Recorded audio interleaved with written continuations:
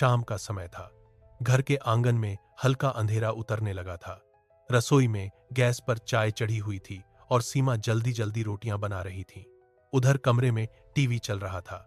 Rajesh mobile हाथ में लिए चुपचाप बैठा था। सीमा ने मुस्कुराकर आवाज लगाई, थकी लेकिन प्यार भरी आवाज में, राजेश चाय बना दी है, राजेश चाय ले लो। लेकिन राजेश ने उसकी तरफ देखा तक नहीं। उसने धीरे से कप उसके सामने रखा। आज फिर देर हो गई आपको, हर बात का हिसाब देना जरूरी है क्या? राजेश चिढ़कर मोबाइल नीचे रख दिया। सीमा तुरंत चुप हो गई। पहले राजेश ऐसा नहीं था। वो छोटी छोटी बातों पर हंसता था, सीमा के हाथ की चाय पीकर उसकी तारीफ करता था।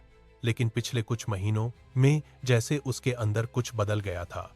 अब वो रोज देर से घर आता आते ही गुस्सा करने लगता। बच्चे पास जाए तो चिल्ला देता। सीमा कुछ पूछ ले तो कई कई घंटे उससे बात नहीं करता। लेकिन अजीब बात यह थी, इतना बदलने के बाद भी उसे अपनी हर छोटी जरूरत के लिए सीमा ही चाहिए होती। मेरी शर्ट कहाँ है? ये रही। सीमा चाय ठंडी क्यों है? अभी गर्म करती हूं। सीमा मेरा टिफिन तैयार हुआ कि नहीं? हाँ बस हो गया। सीमा बिना कुछ बोले बस पूरे घर में उसके पीछे पीछे घूमती रहती। उसने कई बार महसूस किया था कि राजेश उससे दूर होता जा रहा है, लेकिन हर बार वह खुद को समझा लेती, शायद काम का तनाव होगा। एक रात संगीत सीमा बच्चों को सुलाकर कमरे में आई। राजेश बालकनी में खड़ा किसी से फोन पर धीरे धीरे बात कर रहा था। सीमा जैसे ही पास आई, राजेश तुरंत चुप हो गया। उसने जल्दी से फोन काट दिया। किसका फोन था? तुम्हें हर चीज में शक क्यों होता है? नहीं, मैंने तो बस ऐसे ही पूछा। राजेश बिना जवाब दिए कमरे से बाहर चला गया। उस रात पहली बार सीमा को डर लगा कि कहीं उसका घर उससे धीरे धीरे दूर तो नहीं हो रहा। सीमा खाना लगा दो। और सीमा अपने सारे सवाल दिल में दबाकर फिर उसी रसोई में चली गई, जहां औरतें अक्सर अपने आंसू छुपाना सीख जाती हैं। कुछ दिन और बीत गए। अब राजेश पहले से भी ज्यादा बदल चुका था। घर आते ही बस गुस्सा, बच्चों की आवाज से चिढ़, सीमा की बातों से परेशानी। लेकिन मोबाइल उससे वह एक पल के लिए भी दूर नहीं करता था। कभी कभी रिश्ते अचानक नहीं टूटते, पहले बात करना बंद होता है, फिर एहसास खत्म होने लगते हैं। एक शाम सीमा रसोई में खाना बना रही थी। गैस पर दाल चढ़ी थी। तभी बाहर गाड़ी रुकने की आवाज आई। सीमा जल्दी से हाथ पोंछते हुए दरवाजे तक पहुंची। दरवाजा खुला और उसके सामने जो था उसे देखकर उसकी सांस रुक गई। राजेश के साथ एक औरत खड़ी थी। लाल साड़ी, हाथों में नई चूड़ियां, माथे पर गहरी सिंदूर की लकीर। वो औरत हल्की मुस्कान के साथ अंदर आ गई, जैसे वो इस घर को पहले से जानती हो। ये सीमा कुछ समझ ही नहीं पाई। कौन है? राजेश ने बिना उसकी तरफ देखे जूते उतारे। सीमा अभी भी वहीं खड़ी थी। यह पूजा है, लेकिन यहां क्यों आई है? फिर राजेश ने वो कहा जिसने सीमा की पूरी दुनिया हिला दी, क्योंकि अब यह भी इसी घर में रहेगी। पति राजेश, क्योंकि अब यह भी इसी घर में रहेगी। सीमा के हाथ से पानी का गिलास छूट गया।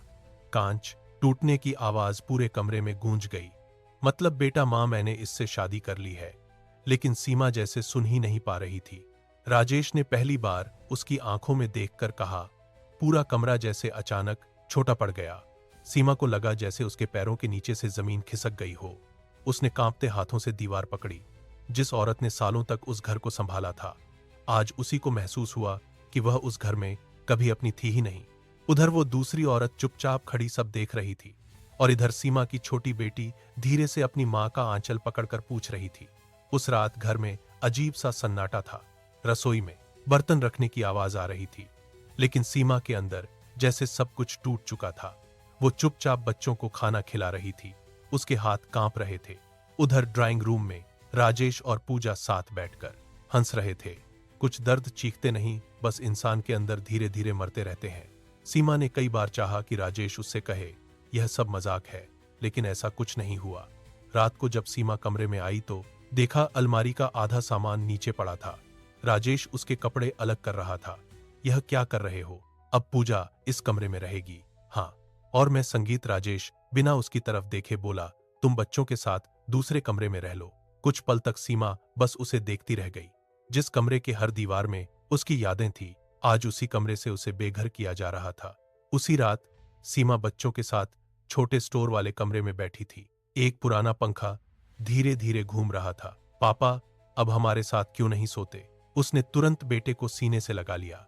उधर दूसरे कमरे से हंसी की हल्की आवाजें आ रही थी और इधर सीमा पहली बार खुद को उस घर में नौकरानी जैसा महसूस कर रही थी। सुबह फिर वही हुआ। सीमा चाय बनाओ, सीमा पूजा के लिए नाश्ता भी बना देना, राजेश ने आवाज लगाई। सीमा कुछ पल वहीं खड़ी रही। दिन बीतते गए। अब घर पूरी तरह बदल चुका था। पूजा खुलेआम उस घर में रहने लगी थी और सीमा उसी घर में होते हुए भी पराई बना दी गई थी। लेकिन सबसे ज्यादा दर्द उसे तब होता जब उसके अपने बच्चे यह सब देख रहे थे। एक दिन सुबह सीमा बच्चों का स्कूल बैग तैयार कर रही थी। सीमा, मेरी साड़ी प्रेस नहीं हुई अभी तक। घमंड भरी आवाज में सीमा कुछ पल के लिए चुप रह गई। उसकी आंखों में अपमान साफ दिख रहा था। लेकिन तभी राजेश बाहर आया। पति राजेश, सुनाई नहीं देता क्या? इतना भी काम नहीं होता तुमसे? सीमा की आंखें भर आई। मैं बच्चों को तैयार कर रही थी, हर समय बहाने मत बनाया करो। राजेश ने बात बीच में काट दी। बच्चे डरकर चुप हो गए। जिस औरत ने सालों तक उस आदमी का घर संभाला था, आज वही उसके लिए बोझ बन चुकी थी। उसी रात बहुत तेज बारिश हो रही थी। सीमा रसोई में चुपचाप बर्तन रख रही थी।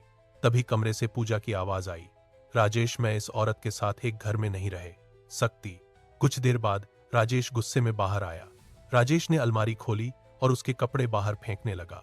राजेश, ये क्या कर रहे हो? निकल जाओ इस घर से। सीमा जैसे पत्थर की हो गई। इतनी रात में मैं बच्चों को लेकर कहां जाऊं? मुझे नहीं पता, लेकिन अब तुम इस घर में नहीं रहोगी। रोने की आवाज। पापा, मम्मी को मत निकालो। पापा, आप ऐसा क्यों कर रहे हो? पापा, पत्नी सीमा। राजेश, ऐसा मत करो। मैं कहां जाऊंगी? मैं नहीं जानता। रोने की आवाज। राजेश, हमें ऐसे मत छोड़ो। सीमा कांपते हाथों से अपने बच्चों को पकड़कर दरवाजे के बाहर खड़ी थी और अगले ही पल धड़ाम दरवाजा उसके मुंह पर बंद हो गया। उस रात सीमा टूटी जरूर थी, लेकिन खत्म नहीं हुई थी। मां, अब हम कहां जाएंगे? सीमा ने कांपते हाथों से उसके आंसू पोंछे और पहली बार उसकी आंखों में डर की जगह एक फैसला दिखाई दिया।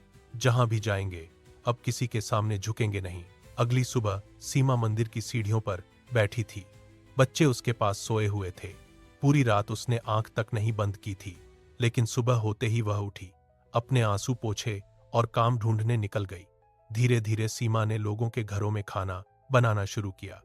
सुबह 4:00 उठना, दूसरों के बर्तन धोना, कपड़े साफ करना। कई रातें ऐसी भी होती जब वह खुद भूखी सो जाती, लेकिन बच्चों का पीठ खाली नहीं रहने देती।